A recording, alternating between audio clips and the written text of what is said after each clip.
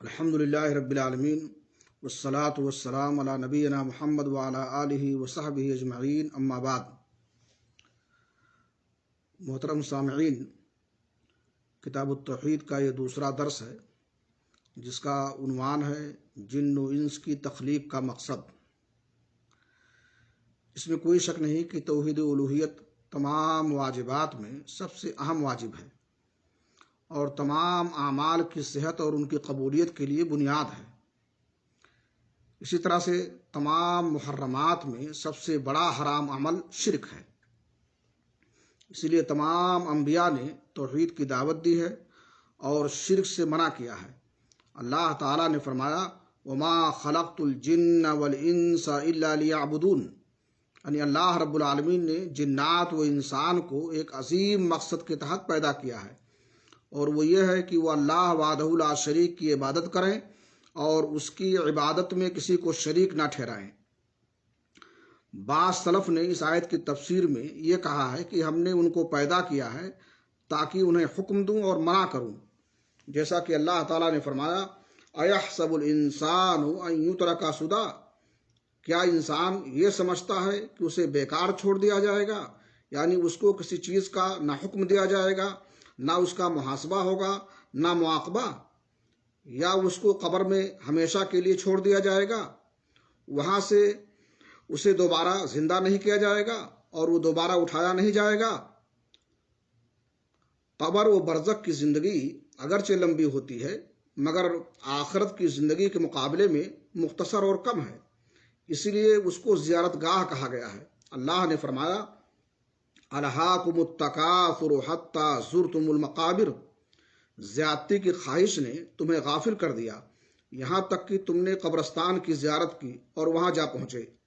ایک دوسرے مقام پر اللہ نے فرمایا افحسبتم انما خلقناکم عبثا وانکم الینا لا ترجعون، کیا تم نے یہ گمان کیا ہے کہ ہم نے تم کو یوں ہی بیکار پیدا کیا ہے اور یہ کہ تم ہماری طرف پلٹ کر کے آؤ گے نہیں، یعنی ہم نے تمہیں عبادت کے لیے پیدا کیا ہے اور تمہیں پلٹ کر ہماری طرف آنا ہے اور دنیا میں کیے ہوئے اعمال کا حساب دینا ہے۔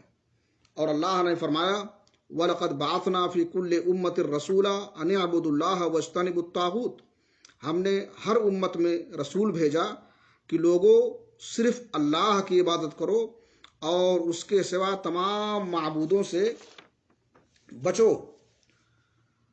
تمام انبیاء نے نوح علیہ السلام سے لے کر آخری نبی محمد رسول اللہ صلی اللہ علیہ وسلم تک اپنی دعوت کا آغاز توحید سے کیا، اور ہر نبی نے اپنی امت کو اللہ وحدہ لا شریک کی عبادت کی دعوت دی اور طاغوت کی عبادت یعنی شرک سے منع کیا۔ طاغوت بہت سارے ہیں لیکن ان میں 5 اہم ہیں۔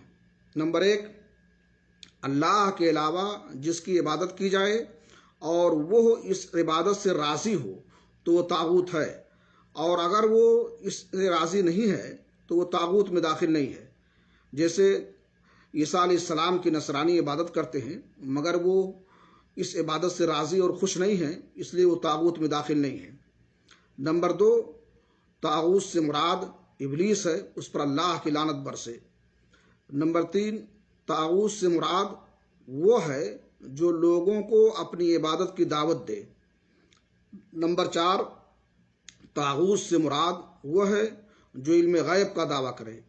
نمبر 5، طاغوت سے مراد وہ حکمراں بھی ہیں جو شرعی قوانین کے خلاف فیصلہ کرتے ہیں۔ تو انبیاء و رسول کی بعثت کا مقصد توحید کی دعوت دینا اور شرک سے منع کرنا تھا۔ آج کا درس انہی باتوں پر ختم کرتے ہوئے اللہ رب العالمین سے دعا کرتا ہوں کہ وہ ہمیں خالص اپنی عبادت کی توفیق دے اور شرک سے بچائے۔ تقبل یا رب العالمین، وصلی اللہ علی نبینا محمد وعلی آلہ وصحبہ اجمعین۔ السلام علیکم ورحمۃ اللہ وبرکاتہ۔